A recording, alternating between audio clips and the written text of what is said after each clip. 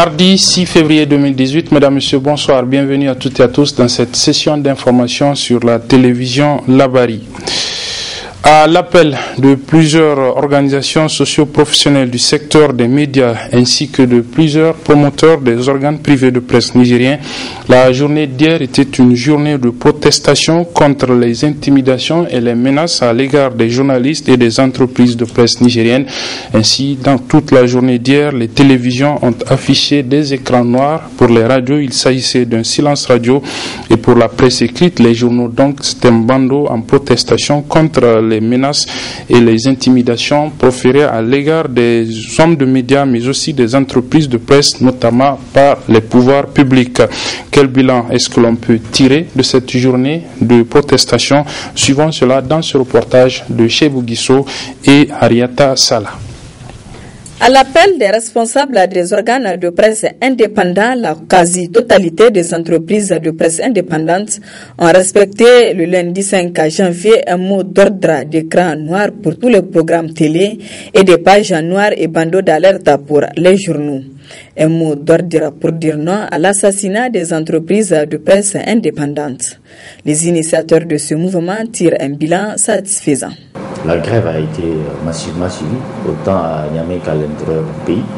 Vous avez bien vu qu'au niveau des télévisions, il y a eu des journées écran noirs, puis au niveau de la presse écrite, il y a eu des bandeaux et puis des pages noires avec le slogan « Non à l'assassinat de la presse indépendante au Niger ».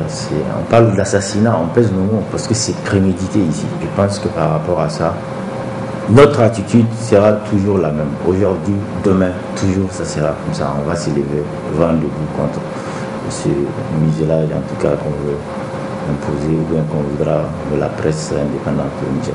Nous tirons toute notre satisfaction suite à ce mot d'ordre-là. Il y a eu, bien sûr, quelques brebis galeuses qui sont 2 ou 3, mais qui se sont ressaisies d'ailleurs par la suite. Et nous les félicitons parce que ce combat que nous menons, ce n'est pas un combat politique, c'est pour la survie de la presse nigérienne. Nous avons reçu le soutien extérieur de Washington, de Bonn, en passant par Ouaga, Cotonou et un peu partout dans la sous-région ouest africaine. Tous les journalistes sont derrière nous et dans ce combat que nous menons contre notre assassinat programmé par le régime de la Renaissance. En ce qui concerne l'événement, nous n'avons même pas reçu cette lettre-là de la Direction régionale des impôts, mais il se trouve que nous sommes solidaires du combat que mènent d'autres responsables de la presse. Nous sommes solidaires et nous allons faire bloc autour d'eux pour mener cette lutte. Les responsables des organes de presse indépendants se disent déterminés à mener ce combat pour la survie de leur entreprise. On ne se laissera pas abattre comme ça. S'il faut mourir, je pense qu'il faut mourir les armes à la main. Donc, véritablement, il y aura d'autres actions futures. Qu'ils fléchissent ou pas, chacun a ses armes. Nous allons nous battre. Vous vous rappelez, par le passé, nous nous sommes habitués au combat. Et nous allons le faire vraiment avec toute la détermination et dont vous saviez, de ce dont nous sommes capables. Vous le savez, nous avons eu à faire des combats. C'est eux qui ont profité du combat que nous avons fait. Aujourd'hui, c'est eux qui sont au pouvoir. Conscients de la légitimité de payer les impôts, ces responsables des organes de presse voient en cette lettre de la direction des impôts d'étouffer les organes de presse qui gênent le pouvoir. Comment les citoyens nigériens usagers donc de ces différents organes de presse ont vécu et comment ils ont apprécié cette journée de protestation contre l'assassinat programmé des organes privés de presse nigériens? Nos reporters Ariata Sala et Chebou Guisso ont tendu leur micro à quelques-uns. On les suit. Quand j'étais rentré à la maison, je m'attendais à, comme d'habitude, une bonne information, surtout venant de la Barre et de Bonferré. Je constatais que les activités étaient à moi. Il n'y avait pas du tout, il n'y a qu'un message qui défilait.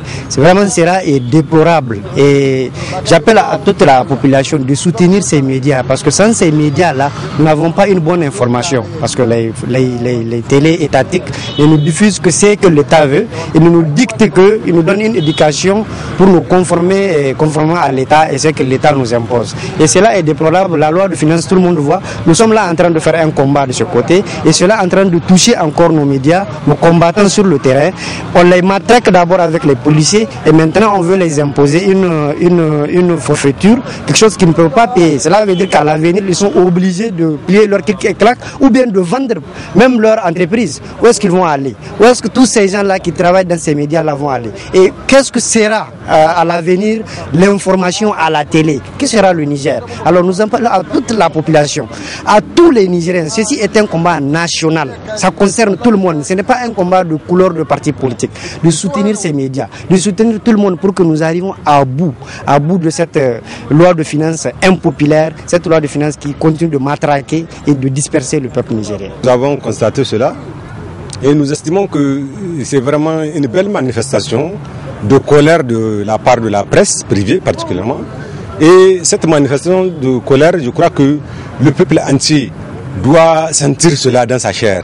Parce que nous avons soif de l'information et cette bonne information que nous pouvons recevoir ne peut venir que de la presse privée.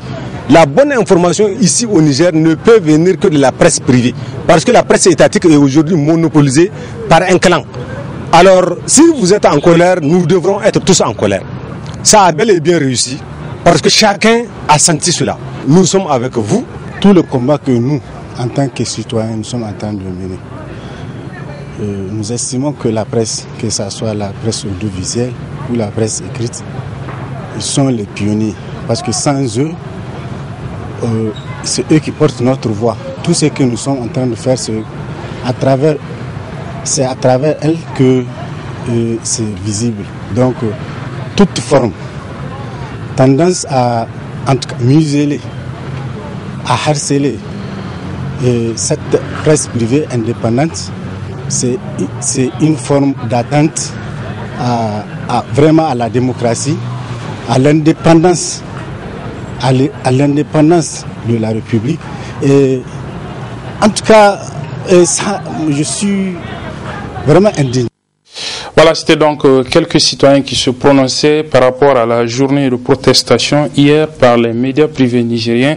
Et pour rester toujours dans ce cadre, puisque vous savez, cet appel à protestation contre l'assassinat programmé des organes privés de presse nigériens a entre autres été motivé par la lettre envoyée par la direction des moyennes entreprises de la Direction générale des impôts aux promoteurs des organes de presse privés, leur indiquant l'arrivée très prochaine dans leurs locaux d'inspecteurs des impôts pour contrôler la régularité du paiement de leurs impôts. Eh bien, cette lettre a été envoyée donc à beaucoup de responsables des organes de presse nigériens, comme par exemple celui du quotidien privé nigérien, l'enquêteur M. Soumana Idrissa Amega. Eh bien, depuis que ce dernier a reçu cette lettre, une note de demande d'audience que ce dernier aurait adressée au ministre des Finances, certainement dans l'objectif de le soudoyer, a circulé notamment sur les réseaux sociaux. Eh bien, ce matin, ce dernier, Soumana Idrissa Amega, a tenu à situer cette demande d'audience dans son contexte. On le suit. Le jour où la presse a présenté ses vœux à la presse, donc c'était le 10 janvier, dans l'après-midi du 10 janvier. Quand on a présenté les vœux, donc on discutait avec le chef de l'État, Mahamadou Issoufou, je l'ai interpellé. Je lui ai dit, Monsieur le Président, moi j'ai un problème avec votre ministre des Finances. Je pense à tort ou à raison que j'ai une créance au travail qu'on ne veut pas me payer. Et je pense qu'il n'est pas étranger à cet état de fait. Le président Issoufou me dit, il faut aller le voir. Moi j'ai délégué mes pouvoirs. J'ai même dit à Issoufou, non, moi je ne peux pas aller le voir parce que connaissant le personnage, il insiste, il dit non, va le voir. Parce que moi en tant que chef de l'exécutif, j'ai délégué mes pouvoirs. Je dis qu'à cela me tient. Connaissant le personnage, comme je sais ce qu'il est, le lendemain, donc le 11 janvier, je suis allé effectivement à son cabinet. J'ai rempli le plus normalement possible une fiche d'audience. Et sur la fiche, j'ai pu le soin de mentionner, le président de la République m'a suggéré de venir vous voir pour affaires me concernant. Et je vous dis qu'à la date d'aujourd'hui, il ne m'a même pas reçu, je vous assure. Bien que ça vient en tout cas de son chef, en tout cas du président de la République, qui est son chef, je pense, hiérarchique, il ne m'a pas reçu. Mais maintenant, c'est cette demande d'audience-là, qui date du 11 janvier, qu'on prend soin, curieusement, d'enlever la date, et on prend juste cet aspect qu'on balance sur les réseaux sociaux, histoire de créer un peu la confusion, l'amalgame dans les esprits. Vous avez vu le cynisme un peu de ce monsieur. Et c'est quand même étrange. Moi, je ne peux pas être ministre de la République et puis descendre dans les égouts à ce niveau. Parce que c'est le cas, malheureusement. C'est pour ça qu'on a répondu ce matin dans l'enquêteur de ce matin pour dire que, franchement, ce pays, ce monsieur, c'est l'une des plus éminentes médiocrités politiques que ce pays n'ait jamais connu. Je vous assure. Je ne peux pas comprendre qu'on peut atteindre un tel niveau de cynisme, quoi. Pourquoi lever les choses à leur contexte? C'est dans un cadre bien précis, ça n'a rien à voir avec la lutte qu'on a engagée par rapport au contrôle fiscal. Voilà, Soumana Idrissa Mega, directeur de publication du quotidien privé L'Enquêteur. Toujours en rapport avec cette protestation, hier, des médias privés nigériens, ils ont reçu cet après-midi le soutien des organisations de la société civile nigérienne qui luttent contre les mesures fiscales contenues dans la loi des finances 2018. C'est dans une déclaration que les responsables de ces structures de la société civile ont rendu publique cet après-midi au niveau du siège de l'association alternative Espace Citoyen pour, entre autres, annoncer la manifestation du 11 février prochain. Le résumé de cette déclaration avec nos reporters Aboubakar Souley et Ismaël Moumoudi. Apporter leur soutien indéfectible aux journalistes et aux médias indépendants qui, malgré les conditions difficiles, font de leur mieux pour informer l'opinion de la situation dans laquelle végète le Niger. Objet de cette déclaration du collectif des organisations de la société civile qui estime que c'est à cause de tout le soutien qu'ils apportent à nos actions et plus globalement pour leur engagement constant en faveur des valeurs de la démocratie et de l'état de droit, que les médias indépendants font aujourd'hui l'objet d'une véritable cabale lancée par le ministre des Finances. Aussi, considérant l'apport inestimable de l'ensemble des médias à la vie démocratique de notre pays et connaissant la situation de précarité dans laquelle ils évoluent, nous, organisations de la société civile nigérienne, dénonçons les manœuvres liquidationnistes des médias indépendants et des ONG et associations de développement entreprises par le ministre des Finances, le sieur Hassim Massaoudou. Soutenons les actions de protestation engagées par les organisations socio-professionnelles du secteur des médias. Rappelons aux autorités en place que nous n'accepterons aucune atteinte à la liberté de la presse, sous quelque forme que ce soit. Le collectif s'indigne également contre l'arrestation le dimanche dernier des manifestants anti-loi des finances et demande leur libération sans condition. Par ailleurs, le collectif des organisations de la société civile se félicite les partis membres du Front de l'opposition indépendante pour leur initiative d'organiser un sitting à l'effet de dénoncer, comme nous, la loi de finances 2018 et l'installation des bases militaires étrangères. Le collectif exige la libération de toutes les personnes arrêtées lors de cette manifestation pacifique. Aussi, nous nous félicitons également des actions engagées par les autres acteurs contre la loi des finances 2018. Le collectif des organisations de la société civile invite la population à participer massivement à la prochaine journée d'action citoyenne prévue le dimanche 11 février prochain, et cela sur l'ensemble du territoire national.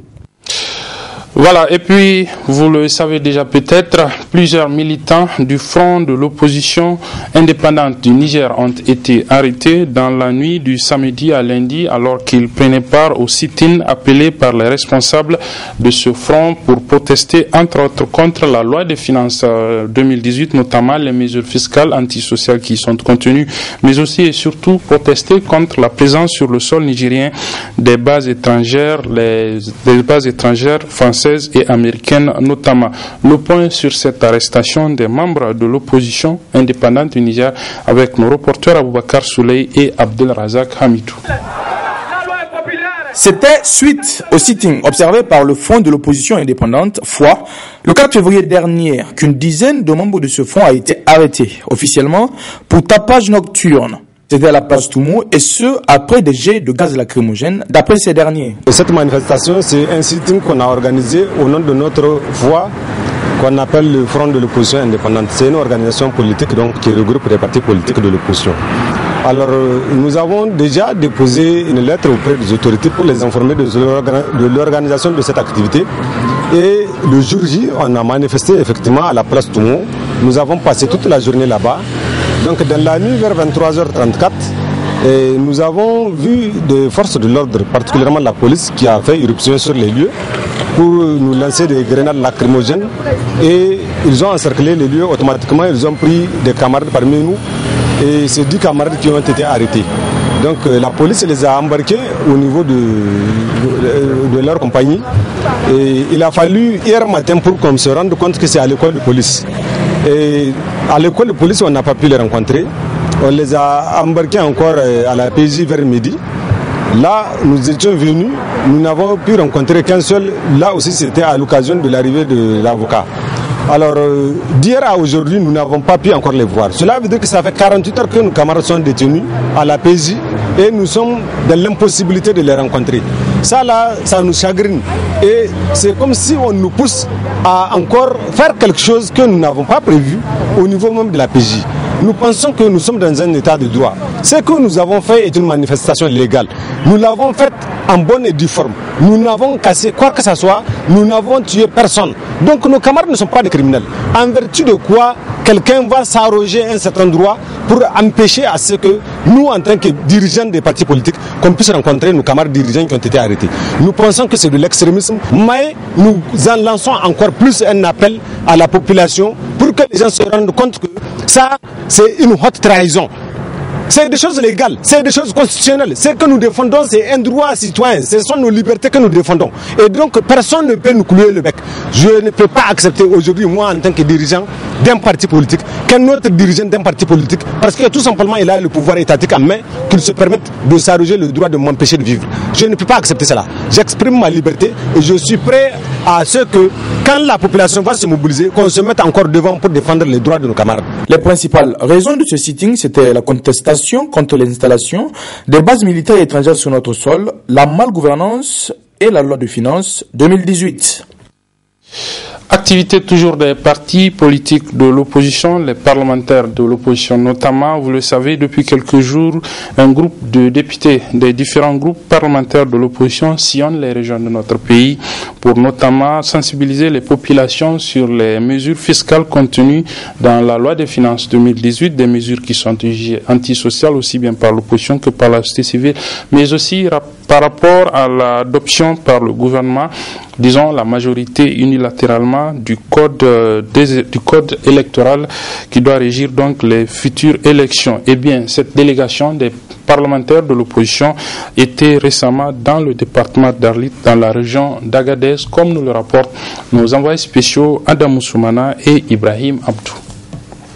Situé à plus d'une centaine de kilomètres de la capitale régionale de l'Ader, Tawa, le chef-lieu du département d'Abalaka, résidence du coordinateur régional Modem F. Aloumana Tawa, le sieur Babati Ahmed a constitué la première étape de cette mission des parlementaires de l'opposition en cette journée sainte de vendredi.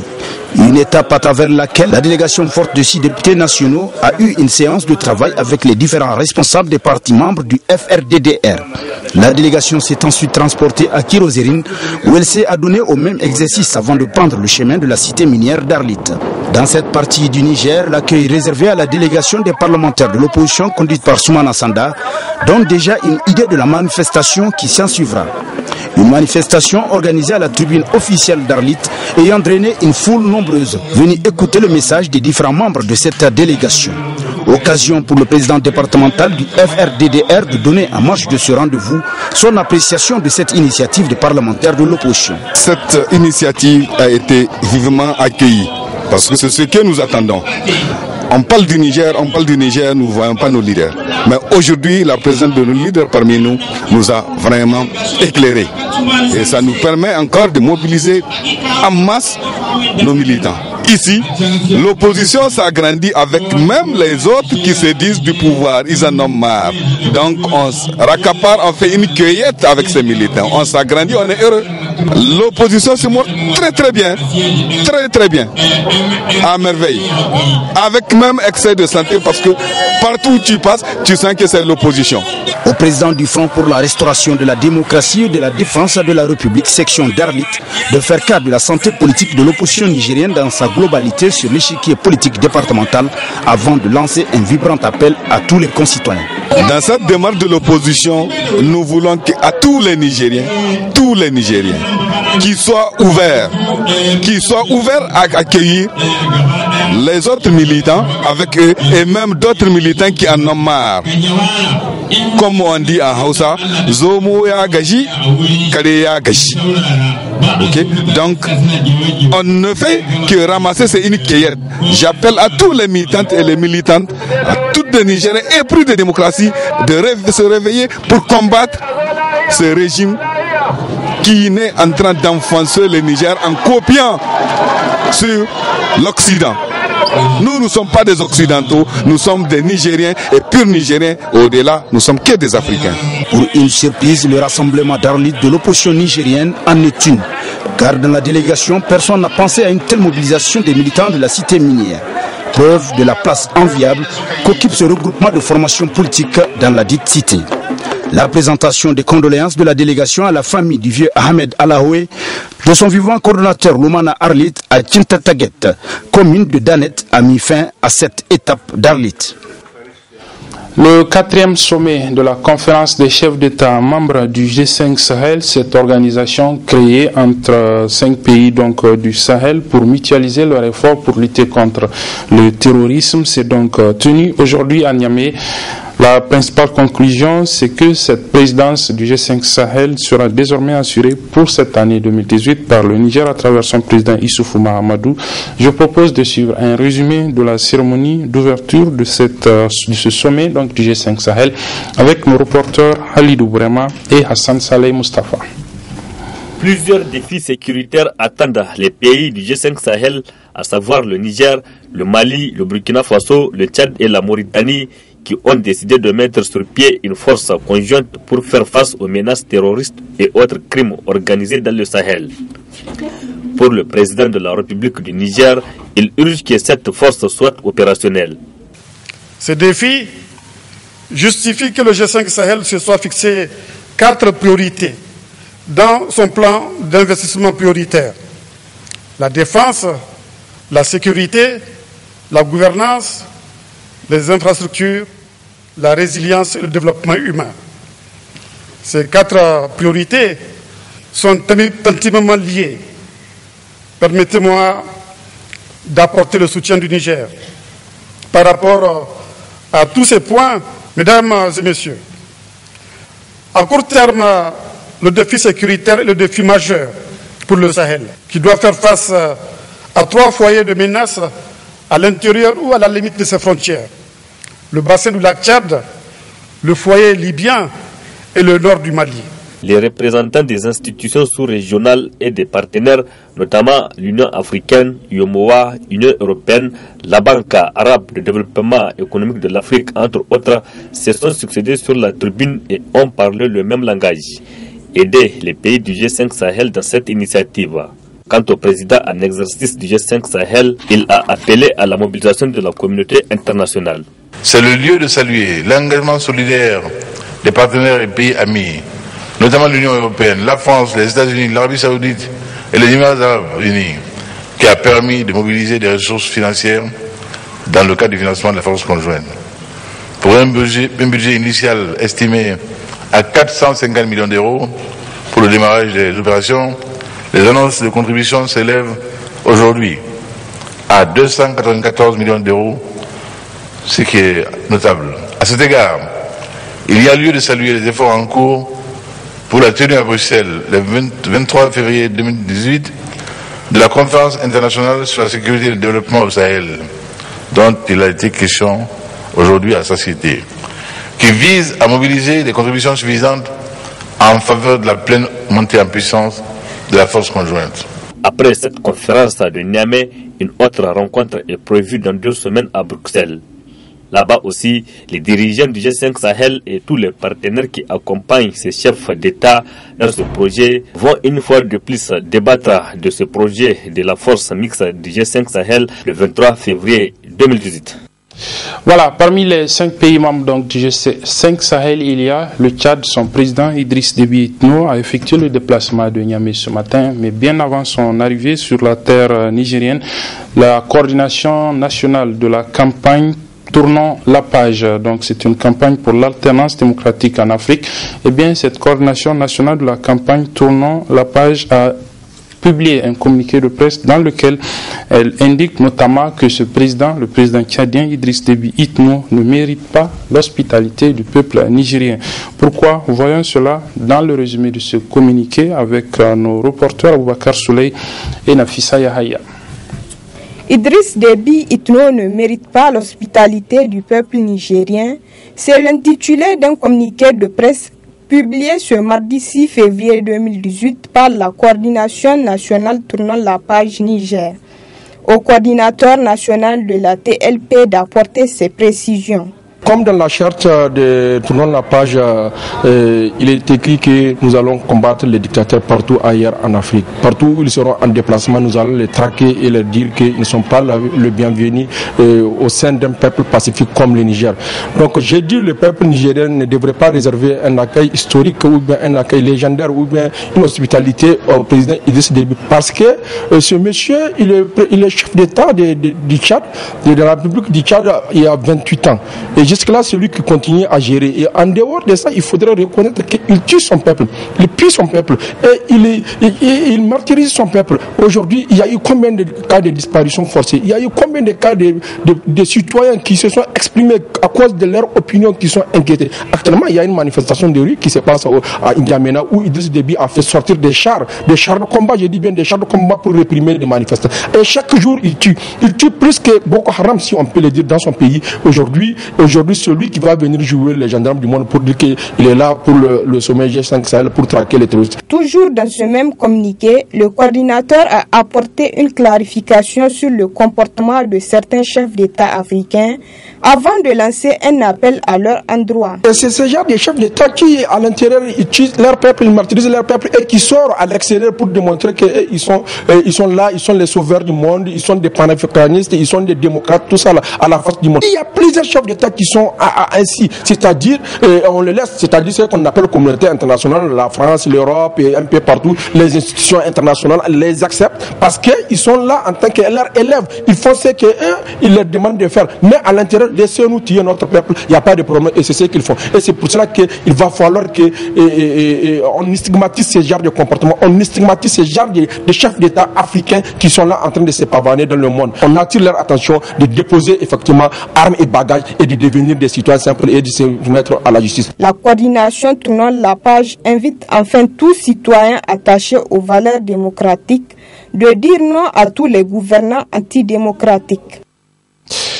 Ce 6 février, c'est la journée mondiale de tolérance zéro pour les mutilations génitales féminines. Ces pratiques de notre âge qui constituent une violation des droits humains. Ici au Niger, le comité nigérien sur les pratiques traditionnelles, le CONIPRAT, dénonce et sensibilise les populations sur ces pratiques. Chebou Guisso et Nafissa Hassan. Mettre fin aux mutilations génitales féminines est une décision politique. C'est le thème choisi pour célébrer l'édition 2018 de la Journée internationale de lutte contre les mutilations génitales féminines. Car désormais connu de tous, les mutilations génitales féminines sont des pratiques traditionnelles néfastes qui portent atteinte aux droits fondamentaux de la victime. Vous savez, une petite fille ou un nouveau-né qu'on coupe donc de l'immédiat, souvent c'est les hémorragies. Souvent c'est la mort. Souvent à suite d'hémorragie, la petite peut mourir. Hein? Dans l'immédiat, le choc. Bon, à moyen terme, aussi il y a les infections. Parce que, vous voyez les instruments là, souvent ça passe de génération en génération. L'exciseuse les garde et elle utilise de génération. Donc il y a l'infection. Avec l'avènement du sida, ils peuvent transmettre le sida. Donc vous voyez. Maintenant, quand elle atteint l'âge de l'adolescence, quand elle est mariée, c'est encore des problèmes. Parce que souvent, elle a des problèmes au sein du couple. Donc, et au moment de l'accouchement, encore des problèmes. Donc, vous voyez, elles sont énormes, les complications. Au Niger, la sensibilisation est l'arme la plus utilisée pour amener les populations à arrêter cette pratique néfaste. La sensibilisation, la formation et de tous les groupes sociaux. On a donc la reconversion des exciseuses depuis, donc, avec l'appui de l'UNICEF, le programme d'appui communautaire aux enfants dans le cluster de Makalondi.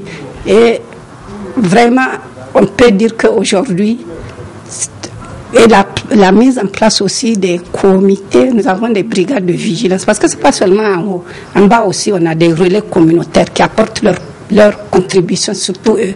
On va surtout au sein des communautés. Et au sein des communautés, on a l'appui, quand on fait les sensibilisations, donc d'essayer d'impliquer tout le monde. Et même, ce n'est pas seulement les leaders, hein, s'il y a des écoles, s'il y a des centres de santé, s'il y a des élus locaux, tout le monde est informé, formé. Donc, pour que justement ils sachent c'est quoi les MJF, quels sont les parlementaires. On a l'an dernier, je crois que c'est l'an dernier, l'autre année, on a eu une journée parlementaire. Donc on fait, c'est-à-dire tout le monde est sensibilisé. C'est là que c'est notre force. Les mutilations génitales féminines portent atteinte à l'intégrité physique des victimes, une pratique qui demeure jusqu'à présent dans nos sociétés, malgré les multiples efforts faits pour l'éradiquer. C'est pourquoi les États et les sociétés civiles doivent faire des actes concrets pour lutter efficacement contre cette pratique. Voilà, du sport pour refermer cette édition avec d'abord la fin de la deuxième édition du rallye fluvial organisé par l'agence Songhai Voyage de la navigation fluviale en collaboration avec le ministère en charge du tourisme et de l'artisanat sur financement de l'agence du barrage de Kandaji. Cette activité vise à promouvoir le tourisme et sensibiliser les différents acteurs sur la sauvegarde du fleuve Niger. Reportage signé Chebou Guisso et Ismaël Moumouni. Véritable outil de biodiversité, le fleuve Niger constitue un important écosystème qui contribue efficacement à l'atténuation des effets des changements climatiques. Malheureusement, le plus grand cours d'eau au Niger fait face à plusieurs menaces. Ainsi, pour pallier à cela, à travers une bonne protection du fleuve Niger, que cette course nautique a été initiée. Le fleuve subit de multiples agressions directement liées à l'homme, dont entre autres le déboisement abusif et illégal, le déversement dans son lit de déchets de toute nature. Tous ces facteurs favorisent l'entassement du sable, conduisant à la formation de petites îles, ça et là, rendant la navigation difficile sur une grande partie de l'année. Les conséquences de ces bouleversements qui sont dus en partie au changement climatique affectent déjà les populations, les pratiques touristiques jadis effectuées tout au long de la vallée du fleuve Niger. Pour atténuer ces effets néfastes, il est urgent de prendre des mesures pour préserver ce patrimoine très important pour la survie des populations et des écosystèmes. Ce rallye fluvial s'est déroulé en 2 étapes, Namaro-Niamey, Niamey-Saï. À l'issue de la course, c'est cette équipe qui demeure vainqueur après 10h48 de navigation.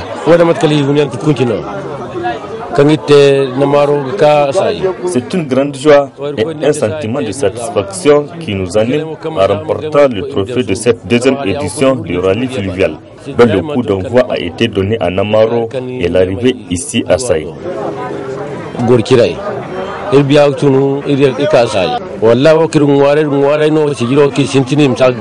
Je remercie vraiment les initiateurs et j'invite les piroguiers à se préparer pour la prochaine édition.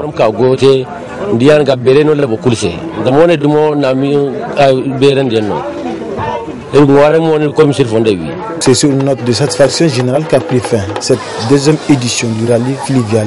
Rendez-vous plus à Londres pour l'année prochaine pour la troisième édition.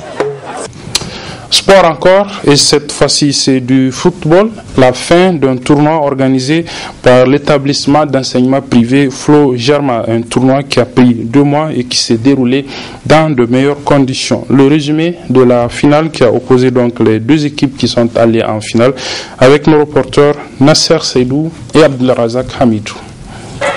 Après 2 mois de compétition interclasse à l'école Flo Germain, toutes classes confondues de la 6e à la terminale, les finales en garçons et filles ont opposé respectivement la terminale A à la première D et la terminale A à la terminale D2 pour une victoire finale en garçon de la TA 2-1 et en filles de la TD2 1-0. Je viens d'assister aux 2 finales, filles et garçons du tournoi interclasse organisé par les encadreurs de Flo Germain. Ce tournoi a pris 2 mois, on a organisé ça pendant 2 mois, on a fait des éliminatoires et ce sont les meilleurs qui sont qualifiés en finale dont nous venons d'assister. La suite, c'est que nous préparons le tournoi inter-établissement qui va débuter dans ce mois-ci en vue de participer au championnat scolaire.